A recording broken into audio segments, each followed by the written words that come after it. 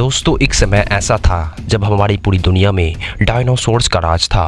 वे चलते थे जहां हम लोग आज चल रहे हैं। इसी हवा में सांसें ली।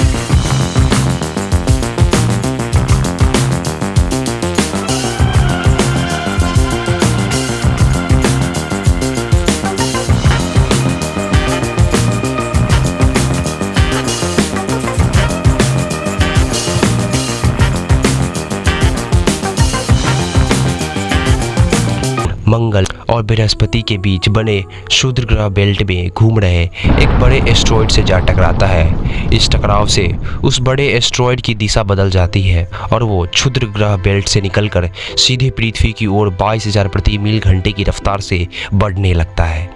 जब ये एस्ट्रॉयड पृथ्वी से 3,84,000 किलोमीटर की दूरी पर था, तब शायद धरती से डायनासोर्स का अंत ना होता यदि ये एस्ट्रॉयड धरती के उपग्रह चांद से टकराता। लेकिन नियति को कुछ और ही मंजूर था, इसीलिए ये बड़ा एस्ट्रॉयड चांद के बहुत नज़दीक से गुजर गया। 40 किलोमीटर के व्यास वाला 2 ट्रिलियन मैट्रिक टन का ये एस्ट्रॉयड प्रत्येक सेकंड के साथ साथ धरती के करीब बढ़ता जा रहा था। ये एस्ट्रॉयड जब पृथ्वी के वातावरण के संपर्क में आया तब उसकी रफ्तार एकाएक 70,000 किलोमीटर प्रति घंटे हो गई। पृथ्वी के वायुमंडल में घुसते ही घर्षण की वजह से ये एक भयानक आग के गोले में बदल गया। ये इतनी रफ्तार से धरती की ओर बढ़ रहा था कि सिर्फ 4 मिनट में इसने अटलांटिक ओशन को पार कर लिया। इसकी चमक इतनी अधिक थी कि धरती पर टकराने से पहले ही हजारों जीव आग के इस दहकते गोले को देखकर पूरी तरह अंधे हो चुके थे। ये जीव उस उल्का को देख नहीं पा रहे थे, लेकिन वह उसकी भयानक गर्मी को महसूस कर रहे थे। कुछ ही क्षण में ये एस्ट्रॉयड मैक्सिको की खाड़ी के पास ज़मीन से टकराता है और लगभग 35,000 डिग्री सेल्सियस की ऊर्जा वाला एक भयंकर विस्फोट होता है।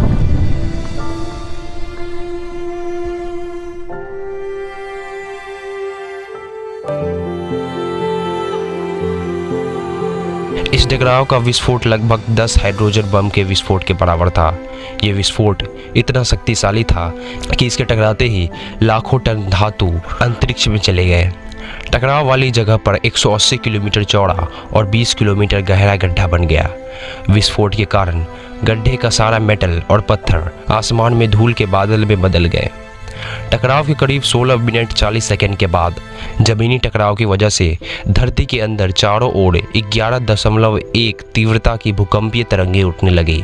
इस वजह से समुद्र में विशालकाय लहरों का निर्माण हुआ और एक के बाद एक सुनामी की लहरें चारों तरफ बढ़ने लगी। भूकंपीय तरंगों ने सभी सक्रिय ज्वालामुखियों को दहका दिया, जिसके कारण जगह जगह डायनासोर्स का विनाश शुरू हो गया। धरती के महाविनाश की प्रक्रिया आरंभ हो चुकी थी। इस भयानक विस्फोट में रेडिएशन की मात्रा इतनी बढ़ गई थी कि इसके 800 किलोमीटर के दायरे में आने वाले सभी जीव जलकर पूरी तरह राख के ढेर में बदल गए थे। इन महाविनाश में उड़ने वाले डायनासोर्स इन जमीनी खतरों से तो बच निकले, लेकिन ये तो महाप्रलय की शुरुआत मात्र थी। विस्फोट की वजह से जो लाखों टन मेटल, पत्थर और धूल अंतरिक्ष में गए थे, वो पृथ्वी के ग्रेविटेशनल पुल के कारण ठीक 40 मिनट बाद आग के गोले के रूप में पूरी धरती पर बरसने लगे। साथ ही धूल का एक बहुत बड़ा तूफान 6,000 किलोमीटर प्रति घंटे की रफ्तार से पृथ्वी की दूसरी तरफ मौत लेकर आ रहा था। ये धूल के बादल कई किलोमीटर तक मोटे थे। इसकी वजह से धरती पर सूरज की रोशनी का पहुंच पाना असंभव हो गया। गर्म हवाओं का तापमान 100 डिग्री सेल्सियस से ज़्यादा हो जाने के कारण धरती पर पेड़ पौधों की लगभग सारी आबादी जलकर खाक हो गई थी। विस्फोट के 90 मिनट बाद धरती का तापमान 200 डिग्री सेल्सियस तक बढ़ गया। इसकी वजह से जो डायनासोर्स विस्फोट के इलाके से कोसों मील दूर थे, वे भी इस गर्मी से बच नहीं पाए। इस महाप्रलय से धरती की कुल 90% प्रजाति पूरी तरह खत्म हो गई थी और जो 10% जीव धरती पर बच गए थे, उनमें से सिर्फ वही जीव जिंदा रह सके जिनका वजन 30 किलोग्राम से कम था। इसका कारण ये था कि इस महाप्रलय में लाखों की संख्या में जीव मारे जा चुके थे और पेड़ पौधों की सारी आबादी भी जलकर राख हो चुकी थी, जिसके चलते यहाँ जो बड़े और विशालकाय जीव जीवित बच गए थे, उन्हें भरपूर मात्रा में खाना पीना ना मिल सका। लेकिन ये महाप्रलय किसी अन्य जीव के लिए फायदेमंद साबित होने वाला था। धरती पर डायनासोर्स का अंत एक छोटी प्रजाति के लिए सुनहरा अवसर लेकर आया और वो प्रजाति थी मैमल्स की। मैमल्स क्या थे, कैसे बच गए इस महाप्रलय से, डायनासोर्स के अंत के बाद इंसान कैसे और कहां से आए इस धरती पर, जानेंगे हम अगले एपिसोड में। तो दोस्तों आज के लिए बस इतना ही। अगर इस वीडियो ने आपको थोड़ी सी भी प्रभावित की हो तो इसे लाइक और शेयर करना ना भूलें। अगर आप इस चैनल पे नए हैं तो इसे सब्सक्राइब करके बेल आइकन को ऑन कर दें और हमें सपोर्ट जरूर करें। यदि आप नए हैं तो चैनल पर हमारी बाकी वीडियोस को भी जरूर विजिट करें।